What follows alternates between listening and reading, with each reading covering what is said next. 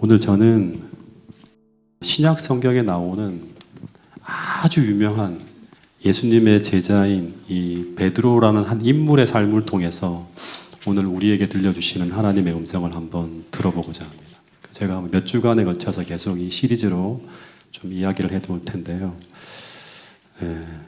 이 베드로라고 하는 사람이 어떤 사람인가 하면요, 이 베드로는 한마디로 하면 성경의 다른 인물하고 좀 다르게 굉장히 평범한 사람입니다.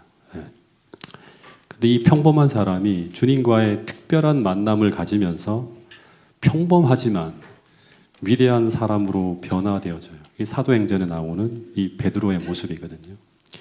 그래서 결론처럼 좀 드릴 말씀은 뭔가 하면, 이 부제목처럼 우리는 주님을 만나면 우리는 변화되어진다고 하는 거예요. 사람들이 이런 말을 참 많이 하는데 어떻게 만나야 되는가 하는 게 굉장히 중요하거든요. 이 만난다고 하는 것은 그냥 환상 속에서 주님을 만나는 게 아니라 우리 삶의 영적 각성이 일어나는 거예요. 그러니까 새로운 빛이 내 의식에 들어옴으로 말미암아 그 깨달음으로 말미암아서 우리 삶과 인생이 바뀌어지는 걸 말하는 거예요. 오늘 그 이야기를 여러분들과 함께 해보려고 합니다. 이 베드로의 이름은 이제 베드로인데요. 그런데 이 베드로라는 이름이 이제 후대에 우리가 많이 부르는 이름이지만 당시에는 오늘 우리가 부르는 이 베드로라고 하는 이름보다 부모님이 베드로에게 지어준 이름인 이 이름으로 더 많이 알려져 있는 인물이 바로 베드로예요. 원래 이름이 뭐죠? 잘 아시네요. 시몬입니다. 시몬. 근데 이 베드로라는 이름은 누가 지어준 이름인가 하면 예수님이 지어준 이름이에요. 근데 이 베드로라는 이름은 시몬이라고 하는 이름을 대체할 이름이 아니에요. 그러니까 시몬이라고 하는 이름에 더해준 별칭이에요. 별명이에요. 실제 당시의 사람들은 여전히 베드로를 뭐라고 부르는가 하면 시몬이라고 불렀어요. 예수님도 요한의 아들 누구야? 시몬아 하면서 시몬이라고 부를 때가 참 많았어요. 근데 이 시몬은 되게 흔한 이름이에요. 신약 성경에만 이제 복음서에만 보더라도 한 7명의 시몬이 등장할 정도로 당시 가장 흔한 이름 중에 하나가 시몬이에요. 야곱, 그 다음에 요한, 시몬, 되게 흔한 이름이에요. 예수님의 제자 가운데도 시몬이 있죠. 이 셀롯 당원 시몬이 있어요. 그리고 예수님의 이복 형의 이름도 시몬이에요. 가룟 유다의 아버지의 이름도 시몬이고요. 예수님의 십자가를 대신 지고 올라간 사람도 누군가 하면 시몬이에요. 근데 그 사람이 구레네 출신이기 때문에 이 사람을 뭐라고 부르죠? 구레네 시몬이라고 부르는 거예요. 그러니까 구레네 시몬이 이름이 아니라 시몬이라고 하는 이름이 있는데 그 앞에다가 구레네라고 하는 걸 붙인 거예요. 그래서 우리가 여기서 하나 생각해야 될 것은 뭔가 하면 베드로는 예수님이나 침례 요한처럼 태어날 때부터 특별한 사명을 받고 태어난 사람이 아니라고 하는 거예요. 그러니까 태어날 때부터 너는 이 사명이 있기 때문에 예수라 하라, 요한이라고 이름을 지어준 그런 게 아니라 아주 평범한 사람이에요. 더하여 이 사람은 제사장이나 성경을 많이 아는 율법사나 관원도 아닌 그냥 가난한 동네에서 정말 평범하게 살아가는 오늘 우리 중에 하나일 수 있는 그런 사람이 바로 누구인가 하면 베드로라고 하는 거예요. 근데 이 평범한 사람이 또다시 말하지만 4번에 걸친 주님의 특별한 만남을 걸치면서 계속 익숙하던 그 주님이 다르게 보이는 거예요. 그러면서 그는 평범하지만 사도행전에 등장하는 위대한 사람으로 바뀌어져 간다고 하는 거예요.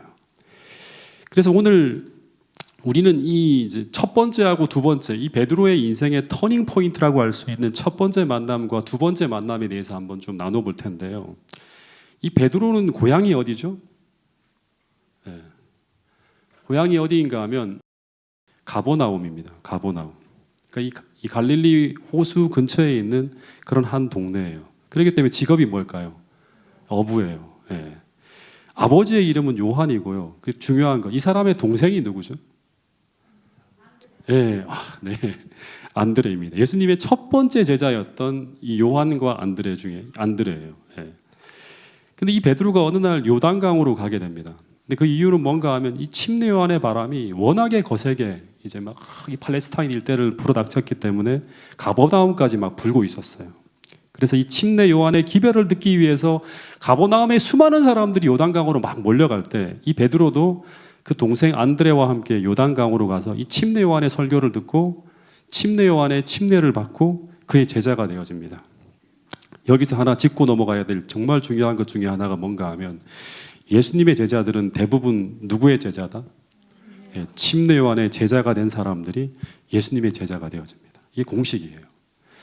다시 말해서 말라기서에서 예언한 대로 메시아가 오기 전에 주의 길을 예비하기 위해 보냄을 받은 선지 엘리야가 등장할 텐데, 그런데 그의 기별을 받아들임으로 말미암아 마음이 기경되어진 그 사람들에게 천국 복음이 들어가게 된다고 하는 거예요.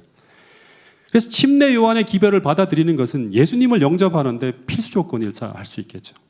왜냐하면 침례 요한을 하늘이 보낸 선지자로 믿어야지만 그가 메시아로 가리킨 그 초라하게 보이는 그 예수를 누구로 받아들일 수 있다? 메시아로 받아들일 수 있다고 하는 거예요. 마찬가지로 재림 시에도 동일한 일이 벌어집니다.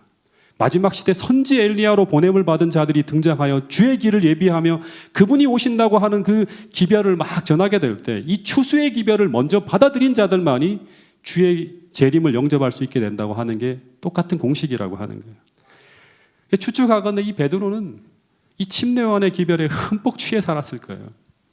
근데 어느 날 이 침례 요한이 갑자기 메시아라고 누구를 소개하는데, 어떤 사람이 딱 메시아라고 소개된 사람이 등장하는데, 근데 사람들이 다들 그 모습을 보니까 너무 초라한 거예요. 그 메시지에 다들 시큰둥해하고 있었어요. 근데 이 베드로의 동생 안드레가 형, 내가 저분을 한번 쫓아가서 만나보고 오겠다고, 확인하고 오겠다고 하면서 그 예수란 분을 쫓아갑니다. 그리고 그 다음 날 그 동생 안드레가 돌아와서 하는 말이 뭔가 하면 그분이 메시아가 확실하다고 이야기하는 거예요. 근데 이 베드로가 그 동생의 말을 들었을 때 반응이 나오는데 어떻게 반응하죠? 어떻게 반응하죠? 이게 정말 중요합니다. 나다네일처럼 왜 그분이 메시아가 되어야 하는지, 왜 메시아가 나사렛에 태어나야 되는지, 그 부모가 어떤 사람인지, 그 사람이 어느 학교를 나왔는지 단 하나의 의문도 제기하지 않고 성경과 시대의 소망에 보면 그냥 단순하게 메시아로 믿어버렸다고 하는 거예요. 이것이 단순히 베드로가 팔랑귀라서 그렇게 했다고 생각해서는 절대 안 됩니다. 시대의 소망에 보면 베드로는 안드레의 말뿐 아니라 또다시 말하지만 이미 침례 요한의 기별을 깊이 신뢰하고 있었기 때문이라고 하는 거예요. 이런 사람들만이 그 볼품없는 예수를 메시아로 믿고 따라간다고 하는 거예요. 이런 글이 있습니다. 이 말씀을 같이 한번 읽어보겠습니다. 시작. 2번 말할 때까지 기다리지 않았다. 그 역시 침례 요한의 전도를 들었었다. 그는 구주께로 급히 갔다. 베드로는 안드레가 2번 말할 때까지 기다리지 않았다고 하는 거예요. 그 역시 침례 요한의 전도를 듣고 그분을 선지자로 신뢰하고 있었다고 하는 거예요. 그래서 한 가지만 확인하면 되는 거예요. 여러분, 그래서 요한복음 1장 42절에 보면 이 시몬과 예수님과의 역사적인 만남이 이루어집니다.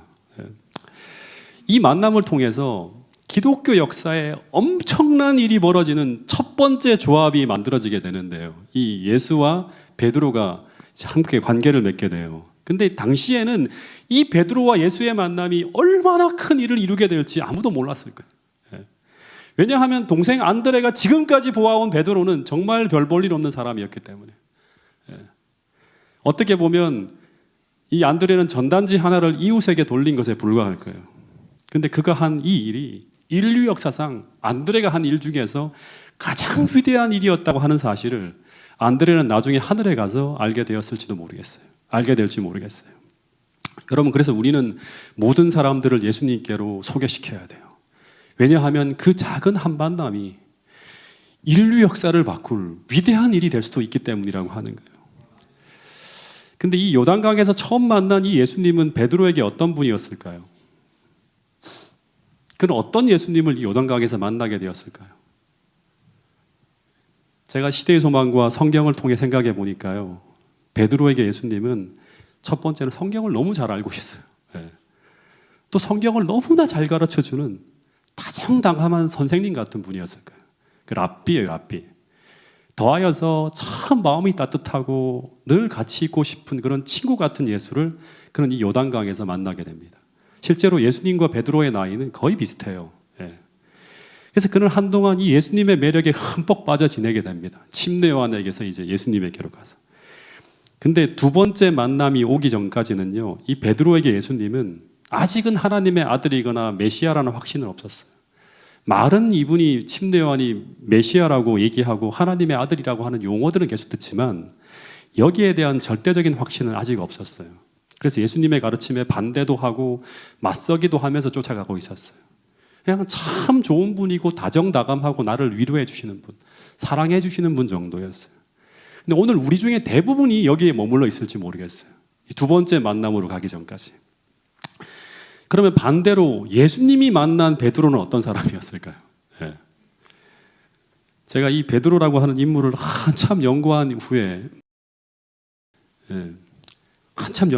내린 결론은 만약 베드로가 우리 교인이라면요, 전 이 사람에게 중요한 직분을 맡기기가 참 어려웠을 거예요. 이 베드로는 아마 제게 뭐든 하겠다고 계속 떼를 쓰겠지만, 그러나 이 사람에게 어떤 일을 맡기면 뭐든 문제를 일으킬 소지가 있는 사람이 바로 누구인가 하면 당시에 베드로였어요. 예. 이 베드로는 한마디로 하면 길들여지지 않은 야생마 같은 사람이에요. 좀 오늘날의 속어를 써서 표현하면 눈치가 없는 푼수 같은 사람이 바로 이 베드로입니다. 예. 이런 글이 있어요. 제가 이 베드로에 대한 모든 글을 한번 좀 제가 코테이션을 해봤는데요. 시몬은 두 번 말할 때까지 기다리지 않았다. 그는 구주께로 급히 갔다. 그리스도께서는 그를 주목해 보시고 그의 성품과 생애의 역사를 읽으셨다. 근데 뭘 읽으셨는가 하면 그의 충동적인 성질을 구주께서 읽었다고 하는 거예요. 충동적인 성질. 예. 그리고 시대의 소망 711페이지를 보면 동료인 유다도 베드로에 대해서 이렇게 평가를 하고 있어요. 베드로는 성급하여 생각 없이 날뛴다. 예. 성급해서 항상 생각 없이 날뛰어요. 생각을 하지 않아요. 그리고 시대의 소망 296페이지에 보면 이 베드로에 대해서 이렇게 기술되어져 있습니다. 도량은 있으나 또 여기도 충동적인 베드로예요. 그러니까 영어로 보니까 제너러스예요. 그러니까 관대함은 있어요. 따뜻해요. 그러나 임펄시브합니다. 예. 충동적인 사람이라고 하는 거예요. 계속 언급되어지는 단어가 뭔가 하면 충동적인 기질, 급함, 생각하지 않고 행동하는 특징, 이것이 베드로를 묘사하는 특징들인데요. 근데 이 말 속에 담겨 있는 모든 것을 종합해 보면 이 베드로는 한마디로 말하면 에너지가 넘치는 사람이에요. 에너자이저예요. 예. 그러니까 에너지가 넘치니 감정 조절이 잘 안 돼요. 잘 참지 못하니까 앞뒤 안 가리고 막 나서게 되는 거예요. 제가 성경 이야기를 보면 늘 베드로는 이렇게 이제 감동을 받고 느낌이 오면 제일 먼저 표현하고 액션을 취하는 사람이 바로 베드로예요. 뭔가 주님의 말씀을 듣다가도 느낌이 오면 어떻게 하죠? 그냥 뛰어나갑니다. 예. 언제나 대답을 제일 먼저 하는 사람이 베드로예요. 성경에 보면. 주님과 대화 중에 항상 어떤 일을 하겠다고 하면서 자주 대중 앞에 자신의 신앙적 결심을 그냥 표현하는 게 아니라 과격한 언어로 고백하는 사람이 바로 베드로예요. 느낌이 오면 그 느낌을 그냥 그대로 표현하는 거예요. 자기 느낌을 그대로. 그러다 보니까 이 베드로는 누구도 나서기를 주저하는 곳에 첫 번째로 등장하는 모험적인 사람이 바로 누구인가 하면 베드로예요. 특별히 이제 성경에 보면 예수님이 물 위로 쫙 걸어올 때 그 모습을 보고 모두 다 유령이라고 소리 지르며 난리가 났을 때 베드로가 뭐라고 하죠? 주님이시면 우리도 물 위로 걷게 해달라고 하는 기가 막힌 요구를 하죠. 예. 근데 그런 제안을 주님이 들어주셨어요. 그러자 베드로가 어떻게 하죠? 그냥 바다 위로 뛰어듭니다. 대부분의 사람들은 이 12제자처럼 주님이 허락해줘도 능력을 주셔도 바다 위로 못 뛰어듭니다. 무서워하고. 근데 모든 사람이 감히 그 두려워서 바다 위로 뛰어들지 못할 때도 이 베드로는 두 번 기다리지 않고 먼저 물 위에 뛰어드는 모험을 감행해요. 이게 베드로의 장점이에요. 예. 근데 오늘 우리에게는 이 모습이 부족하다고 하는 거예요. 우리는 어떻게 하죠? 그 능력이 주어진다고 말씀을 하더라도 따지고 재고 계산하다가 결국에는 물속으로 못 들어가는 거예요. 예. 근데 문제는 베드로는 늘 그렇게 충동적으로 뛰어들기는 하지만 베드로는 끝까지 걸어가지 못한다고 하는 거예요. 상황이 바뀌면 주님이 안 보이고 어려운 파도가 몰려오면 그는 어떻게 하죠? 그 가야 할 길을 끝까지 걷지 못하고 중간에 빠져버립니다. 예수님이 잡혀가실 때도 그는 어떻게 하는가 하면 앞뒤 가리지 않고 급한 성격에 어떻게 하죠? 칼을 빼어들어서 예수님을 체포하려고 하는 말고의 귀를 잘라버립니다. 근데 예수님이 순순히 잡혀가는 상황으로 상황이 바뀌게 되죠. 어떻게 하죠? 계속 싸우는 게 아니라 제일 먼저 달아나요. 물속에 뛰어들고 가다가 빠져버리고 제일 먼저 달아나는 거예요. 이런 특성을 가진 사람들에게는 중책을 맡길 수가 없죠. 그래서 베드로는 이 반석이라고 하는 이름과 가장 거리가 먼 사람입니다. 근데 중요한 것은 이런 사람이 주님을 만남으로 말미암아 또다시 말하지만 사도행전에서 가장 훌륭하고 가장 빛나고 가장 위대한 일꾼으로 변화되었다고 하는 사실을 우리는 기억해야 돼요. 예수님을 만남으로 말미암아. 그래서 제가 꿈꾸는 교회는 예수님과의 만남이 끊임없이 일어나는 곳, 목장 모임에서 만나고 예배에서 만나고 아카데미에서 만나고 기도에서 만나고 교회 봉사에서 만나고 어떤 집회와 어떤 행사와 어떤 봉사 속에서도 주님을 만날 수 있는 교회, 그런 교회가 되어야 된다고 저는 생각을 합니다. 어쨌든 이런 불완전한 베드로의 성격 때문에 예수님과의 관계가 오래가지 못하고 위기를 맞게 됩니다. 어느 날 이 베드로가 예수님에게 엄청나게 실망을 했어요. 이게 고비예요. 베드로의 인생에 제일 중요한 지점이 오는 거예요. 아이고, 때려치우고 다시금 고기 잡는 일로 돌아가야겠다고 하면서 집으로 돌아가 낙향을 합니다. 여러분, 신앙생활을 하다 보면 이런 고비가 올까요? 분명히 옵니다. 고비 없이 지나가는 사람은 없어요. 그런데 그런 고비 속에서 주님이 우리를 다시 찾아옵니다. 근데 주님을 우리가 진짜 또다시 한번 만나게 될 때 우리는 그 고비를 뛰어넘게 될 뿐 아니라 우리는 더 깊은 신앙 속으로 나아간다고 하는 것이 베드로의 생애를 통해서 우리에게 들려주는 굉장히 중요한 메시지라고 하는 거예요. 이 베드로가 주님을 떠나서 고향으로 돌아갔을 때 그때 주님께서 이 베드로를 다시 찾아오셔서 다시 부르는 사건이 누가복음 5장, 마가복음 1장, 마태복음 4장에 나옵니다. 근데 그 시작이 어떤 사건을 통해서 이런 고비가 일어났고 어떤 사건을 통해 베드로가 다시 돌아가는지에 대한 이야기를 읽어보면 언제나 이런 이야기가 나와요. 이 마가복음 1장 14절부터 17절에 보면 요한이 잡힌 후에 그 다음에 베드로와 제자들을 다시 부르는 장면이 나옵니다. 그리고 마태복음 4장에도 보면 요한이 잡힌 후에 갈릴리로 오셔서 복음을 전하시고 베드로와 제자들을 다시 부르는 이야기가 나옵니다.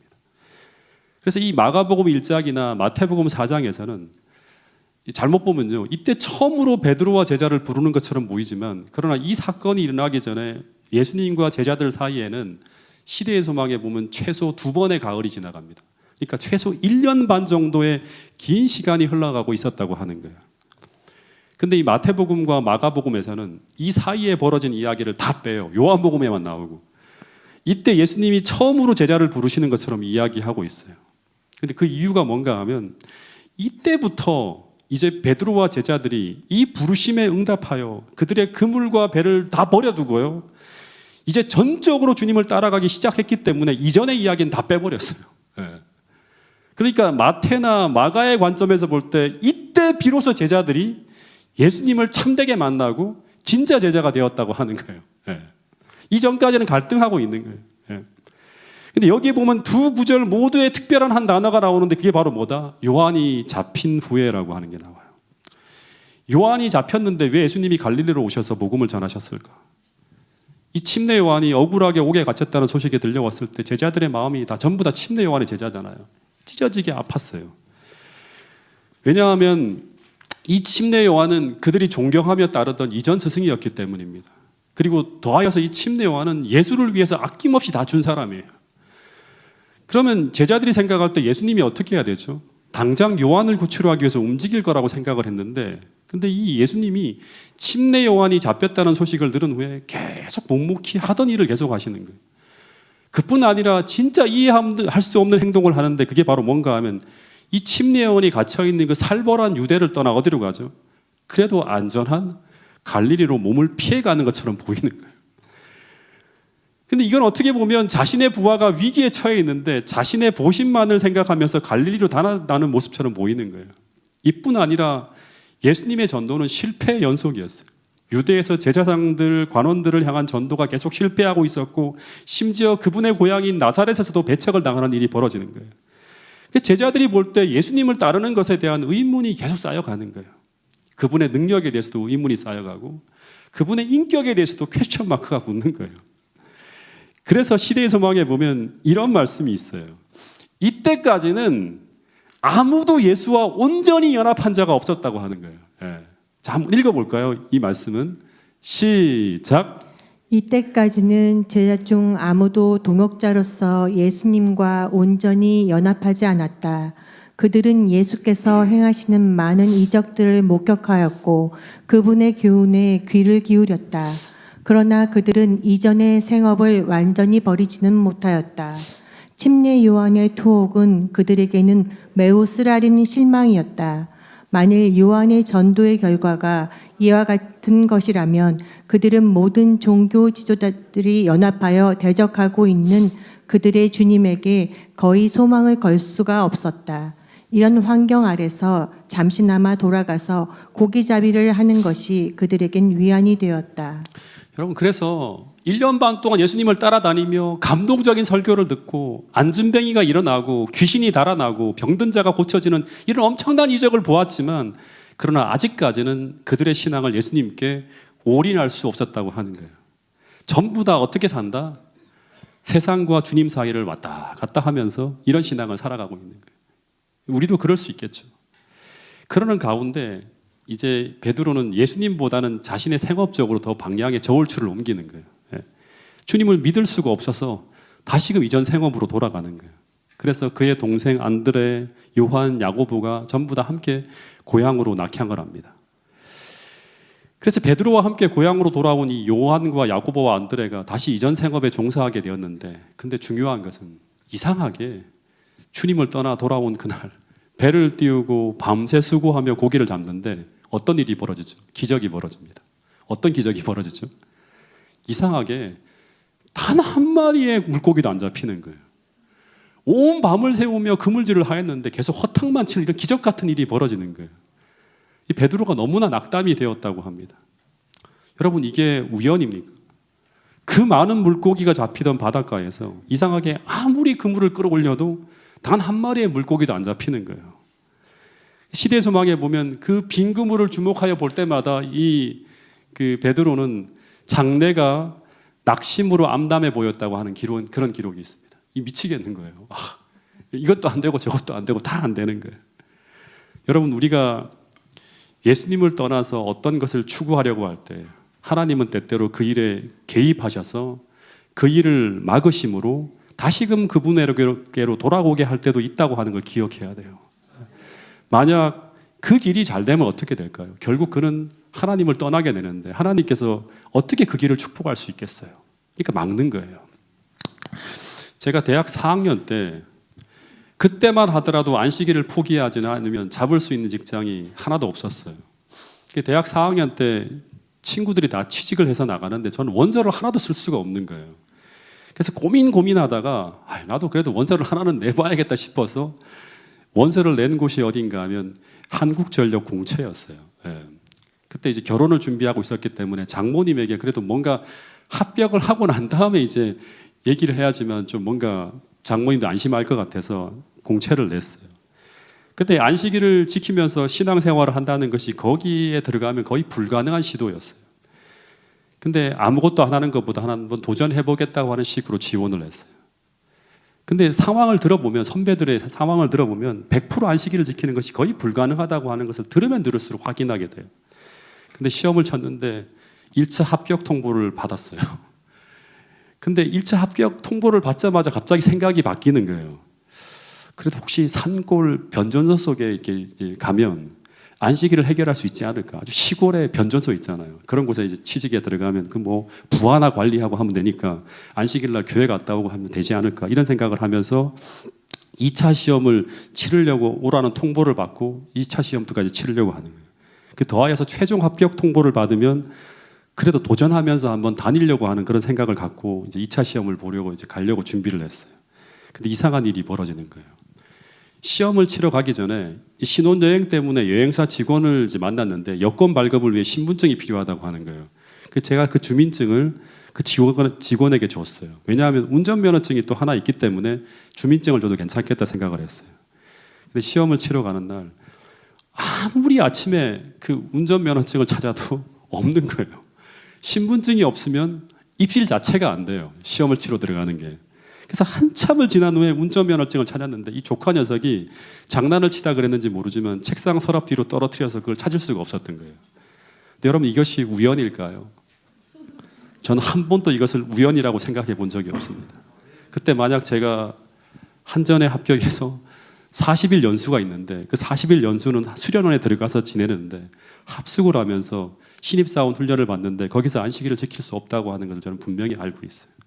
더하여서 만약 제가 10월에 있는 변전소가 있는 곳에 발령이 난다고 하는 보장도 없고요. 혹 발령이 난다 하더라도 온전히 안식일을 지키는 것은 당시에는 불가능한 일이었습니다. 그럼에도 불구하고 저는 이 합격 통보를 받자마자 마음이 달라지는 걸 제가 느꼈어요. 그래서 하나님이 그 길을 막으셨다고 저는 생각을 해요. 근데 당시에는 왜 그런 일이 벌어지는지 몰랐겠죠.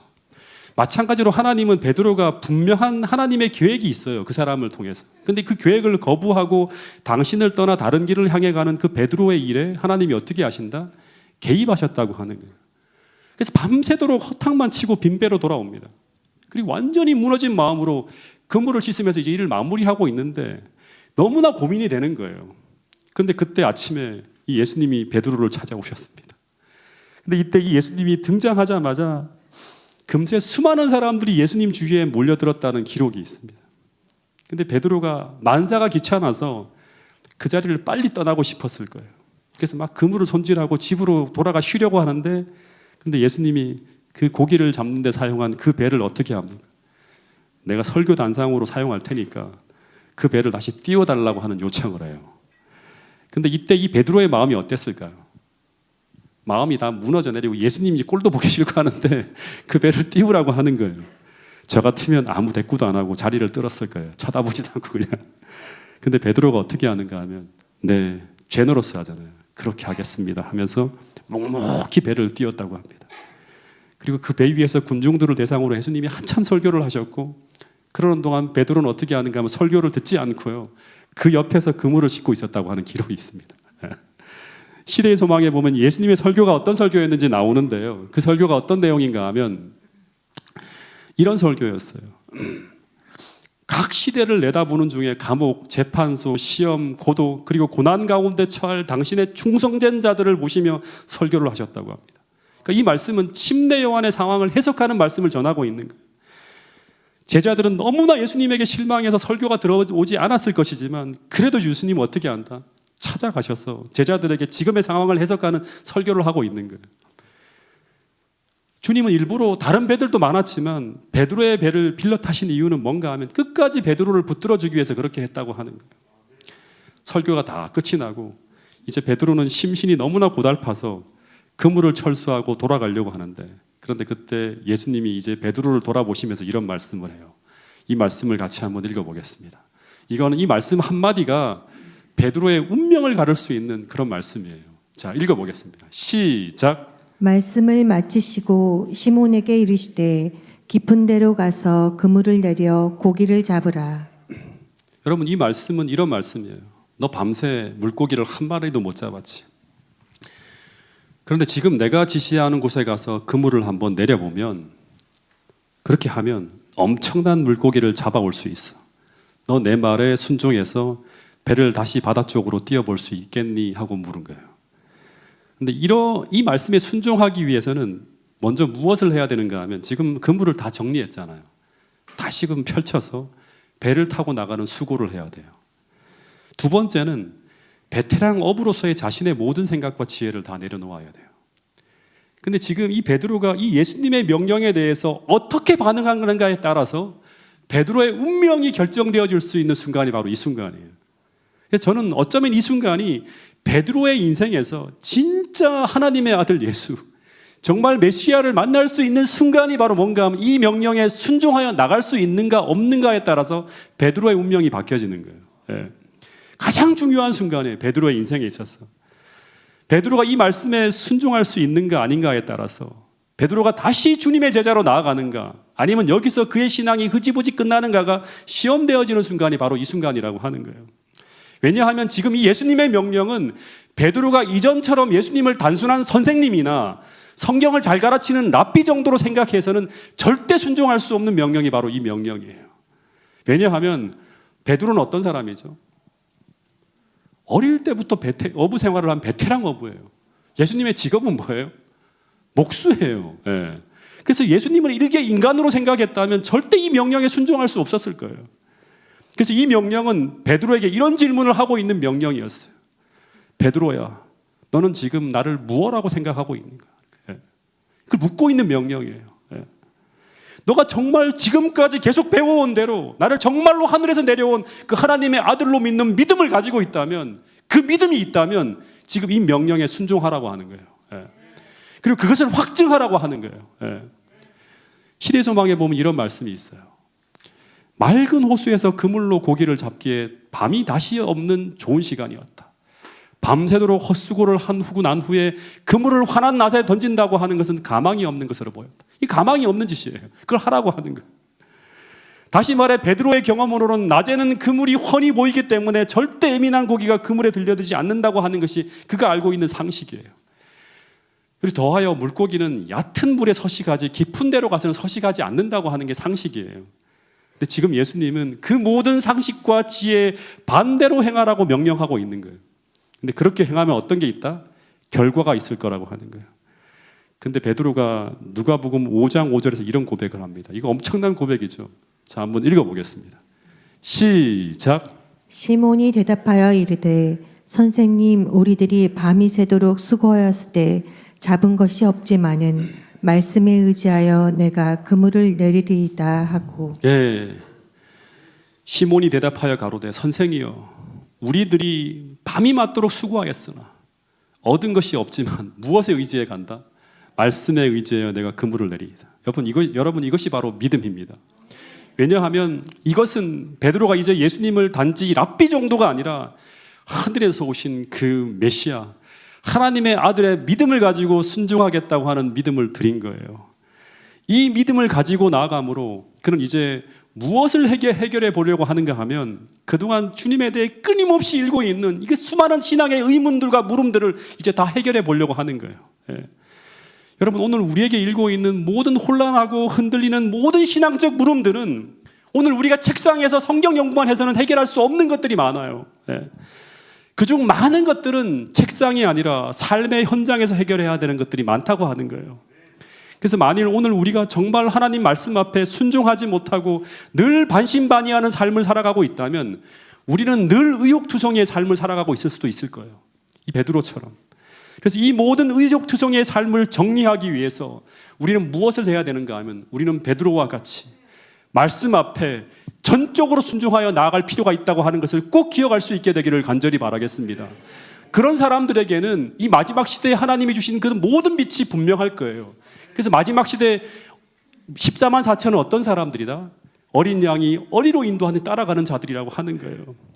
여러분, 그래서 우리는 베드로처럼 그의 상식을 뛰어넘어 그물을 다시 펼치며 다시금 순종으로 나갈 필요가 있다고 하는 사실을 기억할 수 있게 되기를 간절히 바라겠습니다. 더하여서 나의 상식과 경험에 반대되는 가장 깊은 바닥까지 오직 그 말씀이 명령하고 그 말씀이 지시하는 그 지점까지 철저하게 순종하며 나갈 필요가 있다고 하는 사실을 우리 모두가 기억할 수 있게 되기를 간절히 바라겠습니다. 여러분, 이것이 바로 믿음입니다. 그리고 이 믿음으로 나갈 때 우리는 베드로처럼 그동안 우리를 혼란스럽게 했던 모든 신앙의 의욕들이 정리될 수 있다고 하는 사실입니다. 저 이 말씀을 보면서 또 하나 느낀 게 뭐냐 그러면 이 나아만 장군이 그 더러운 물에 7번 몸을 담그는 그 완전하고도 철저한 순종이 무엇을 의미하는지를 좀 생각하게 되었어요. 여러분, 7번이라고 하고는 철저하고도 완전한 순종이 있기 전까지 나아만에게 하나님의 말씀과 명령은 너무나 혼란스러운 의욕투성이일 뿐이었어요. 그런데 그 요단강이라고 하는 흙탕물이 흐르는 그 더러운 강에서 4번이나 5번이나 6번이 아닌 7번을 담그는 그 상식에 반하는 철저한 순종 후에 그는 마침내 그 사람의 모든 의혹과 의심이 사라지는 경험, 하나님을 만나는 경험을 하게 되는 거예요. 하나님의 압도적인 역사가 펼쳐지는 걸 경험하게 되는 거예요. 여러분, 그런데 우리 중 대부분은 이 나아만 장군처럼 베드로처럼 그렇게 순종하기를 못한다고 하는 사실이에요. 대부분 우리는 우리의 어리석은 지혜로 판단하며 3-4번 정도 물속에 담그다가 포기하고 나가는 경우가 대부분이에요. 그냥 귀찮고 피곤한 상황에서 우리는 말씀이 지시하는 곳까지 나가기보다는 그냥 얕은 물에서 몇 번 그물을 내려보고 그냥 돌아옵니다. 그리고 하나님 말씀대로 해봤자 소용이 없다고 하는 이런 어리석은 결론을 내린다고 하는 거예요. 여러분, 그래서 우리는 평생 내 인생에서 단 한 번도 경험을 통해 증명되지 않고 검증되지 않은 신앙을 하면서 살아가는 경우가 대부분이라고 하는 거예요. 누구의 이야기만 듣고 살아가는 거예요. 근데 그 이유가 무엇인가? 또다시 말하지만 우리는 베드로처럼 순종하지 않기 때문에. 그래서 확신이 없고 믿음이 없는 거예요. 우리는 온전히 주님을 따라가지 못하고 회심하기 전에 베드로처럼 늘 세상과 하나님 사이에 양다리를 걸치고 신앙생활을 하는 그런 경우들이 많다고 하는 것입니다. 여러분, 그러나 베드로는 자신의 경험과 생각을 다 버리고 오직 그분의 말씀하신 그곳까지 철저하게 순종하며 나갑니다. 여러분, 이것이 바로 잠언서에서 말하는 지혜예요. 성경에서 말하는 믿음은 바로 이것입니다. 여러분, 마음을 다해서 자기의 모든 지혜를 버리고 하나님 앞에 철저하게 순종을 요구하는 것이 바로 뭔가 하면 성경에서 말하는 믿음이라고 하는 사실을 우리 모두 믿게 되기를 간절히 바라겠습니다. 그것이 바로 뭔가 하면 삶의 지혜라고 잠언서에서는 이야기하고 있습니다. 이것이 바로 베드로로 하여금 사도행전에 나오는 그 사도가 되게 만든 공식이라고, 방법이라고 하는 것입니다. 여러분, 그래서 오늘 우리도 이 마지막 시대에 우리 모두에게 이런 경험이 필요하다고 하는 사실을 기억하시기 바랍니다. 여러분, 그러기 위해 오늘 우리는 베드로처럼 주님께서 주시는 모든 말씀 앞에 완전한 순종이 필요합니다. 하나님의 역사는 이 완전하고도 철저한 굴복 다음에 일어난다고 하는 거예요. 7번 몸을 담그는 그 순종 후에 일어난다고 하는 거예요. 예. 여러분, 그래서 하나님은 매일매일 여러분과 저에게도 베드로에게 하신 그 질문을 던지십니다. 너는 나의 명령이라면 그것이 어떤 것이라도, 그것이 너의 생각에는 너무 불합리하다 하더라도 오직 그것이 나의 명령이라는 그 하나의 이유만으로 절대적으로 나에게 순종할 수 있는가라는 그런 질문을 던지신다고 하는 거예요. 여러분, 이 물음 앞에 네라고 대답할 수 있는 모든 성도들이 될 수 있기를 간절히 바라겠습니다. 여러분, 베드로는 이 물음에 행동으로 네라고 대답하는 거예요. 그런데 이렇게 순종했을 때 어떤 일이 벌어졌는가? 놀라운 일이 벌어지죠. 엄청난 어획고가 올라오는 거예요. 심지어 그물이 찢어지는 결과를 목도하는 거예요. 완전히 차이가 나는 거예요. 어젯밤과 오늘 아침이 완전 차이가 나는 거예요. 두 척의 배가 모두 엄청난 고깃대로 인해서 배가 침몰하기 직전에 놓여집니다. 상상을 초월하는 어획량이 거둬지는 거예요. 이것은 주변을 지나가던 모든 물고기들의 행동 양식에 변화가 일어난 거예요. 그 전까지만 하더라도 예민하던 모든 물고기가 다 바뀌어버린 거예요. 예. 여러분, 하나님이 역사하시면 우리가 행하는 모든 일들이 상식을 초월해 일어나는 이런 일들이 벌어질 수 있을까요? 예.